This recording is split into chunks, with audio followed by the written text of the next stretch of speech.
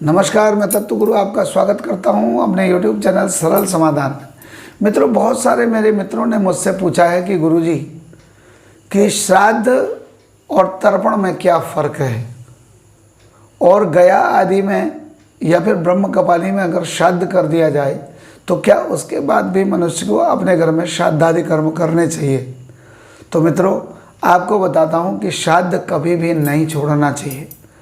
बस ये है कि श्राद्ध का थोड़ा सा विधान बदल जाता है, क्योंकि हमारा शरीर हमारे माता और पिता हमारे पूर्वजों के ही अंश से निर्मित है।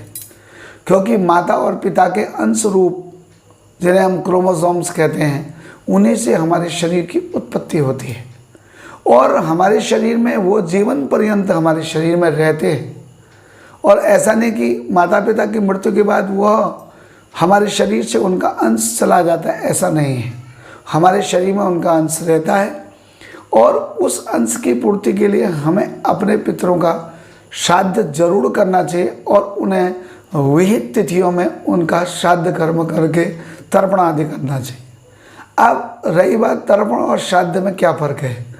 तर्पण पितरों को जल देने की एक अच्छी प्रक्रिया है, जिसमें वैदिक और पौराणिक मंत्रों का समन्वय करके हम जब पितरों को शुद्ध तिल, कुशा, दुग्ध आदि के साथ मिश्रित करके जब जल देते हैं, और वो भी पितृ तीर्थ से। पितृ तीर्थ कहते हैं हमारे हाथ में जो ये वाला हिस्सा है, अंगुष्ठ और इस तर्जनी के मध्य का जो भाग है, इसे हमारे वहाँ पितृ तीर्थ कहा जाता है। यानी पितृ तीर्थ से जब हम उनको जल देते हैं, पवित्र तीर्थ जल देते हैं, तो क्या होता है कि वो तृप्त होते हैं। मैंने पुरानी वीडियो में आप सबको बताया है कि मृत्यु के बाद शरीर यानी आत्मा के पास 5 भौतिक शरीर में से 2 तत्व नहीं होते, एक पृथ्वी तत्व, एक जल तत्व। यानी तर्पण पितरों को जल तत्व की पूर्ति करने वाला एक प्रोसेस है।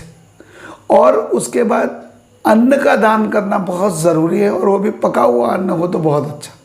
तो इसलिए पिंडदान अगर आप नहीं भी करते हैं गया आदि में श्राद्ध करने के बाद, ब्रह्म कपाली में श्राद्ध करने के बाद, तो अन्नदान आप जरूर करिएगा, क्योंकि उसके लिए पत्तल लगाने का हमारे यहाँ विधान है।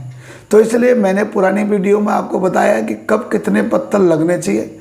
इसलिए पिताजी की तिथि के दिन और माताजी की तिथि के दिन जैसा जैसा पत्तल लगाने का विधान मैंने पहले बताया है, वैसे ही उन ब्राह्मणों को बुला के, यानी कि कुशा के उतरे ही ब्राह्मण, विश्वे देवा, पितृ ब्रह्मण, मातृ ब्रह्मण, माता ब्रह्मण आदि को बुलाकर उनके लिए जितने जितने जिस श्राद्ध के दिन पत्तल लगने हैं उसका विधान पहले बताया गया है, उतने पत्तल लगा करके और पितरों का स्मरण चिंतन करके, अर्चन करके उनको तृप्त करना चाहिए। ऐसा करने के बाद ही पितर तृप्त होते हैं। इसलिए ये कभी न सोचें कि हमने गया में श्राद्ध कर दिया, हमने पुष्कर में श्राद्ध कर दिया, या हमने जो है ब्रह्म कपाली में श्राद्ध कर दिया, अब हमें पितरों के लिए कुछ करने की आवश्यकता नहीं है। ऐसा करने से हमारे घर में अनेक प्रकार की परेशानियां आ सकती हैं। इसलिए हमें पितरों के लिए ज़रूर अन्न और जल का तर्पण जरूर करना चाहिए।